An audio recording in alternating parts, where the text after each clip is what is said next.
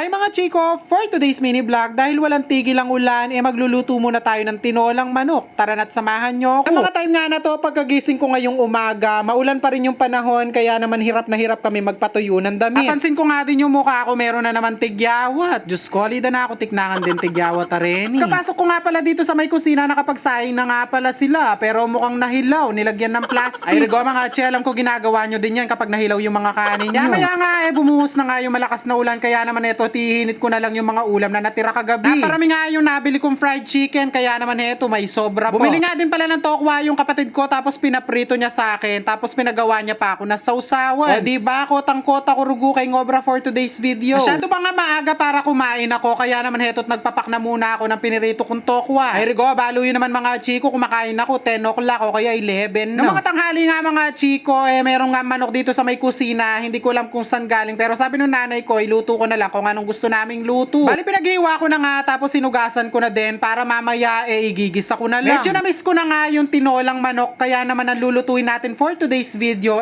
tinola na lang. Syempre naghiwa na din pala ako ng mga gagamitin ko tulad ng bawang, sibuyas at luyo. Bali nanghingi na lang din pala kami ng papaya dun sa may puno dahil wala yung may-ari. O diba, ang mahalaga, nagpaalam ko. Dito nga sa ating kawaling gagamitin naglagay lang din ako ng konting mantika para makapaggisa na ako. Una ko na nga nilagay dito yung mga luyang pinaghihiwa natin kanina. Sabi na nga hinda ako ba check ano magluto kami makiluya dapat kanu golden brown niya ba yung ilagay itang gigisami. Pagkatapos nga noon sunod ko na nilagay itong sibuyas at bawang para dare-daretso na. Hindi ko alam kung ganito din ba kayo maggisa ng inyong tinola pero kami ganito yung version namin. Pagkatapos nga lumabas yung kaluluwa ng luya, sibuyas at bawang, ilalagay na din natin yung mga pinagpira-piraso nating manok. Yes mga chiko, pinaghiwa ko ng 100 pieces yan para maraming makakain. Charis. Para nga may konting hanghang maglalagay nga pala tayo ng pamintang durug. Hindi ko alam yung iba kasi hindi sila naglalagay ng paminta pero kami yung tinola namin nilalagyan talaga namin ng paminta. Opo, magtaka na ko na naman at bakit ko maglagay patis. Balo yun na yung sagot kanita. Kaya naman ako niligay ko ng aret ang papayang pengili ko. Naghahanap talaga ako ng papayang medyo maniba lang para yung sabaw niya nga manamis-namis. Kaya lang wala ng papayang medyo hinog. Hindi ko nga agad inilagay yung papaya kanina baka kasi malusaw at sumobra sa lambot. Kaya naman heto isasama natin sa paggisa ng ating manok para may lasa na din siya. At kapag gaganyan na yung itsura ng ating manok pwede na natin siya lagyan ng isang timbang tubig. Kapag nga nagluluto ako ng tinola, ayoko na masyadong masabaw. Gusto ko yung sakto lang. Kaya naman sabi ko nga sa inyo, lalagyan natin ng isang timba. Yun na yung sakto sa akin. Charis. At kapag nga kulo-kulo na mga chiko, syempre lalagay na natin yung mga dahon ng akasya.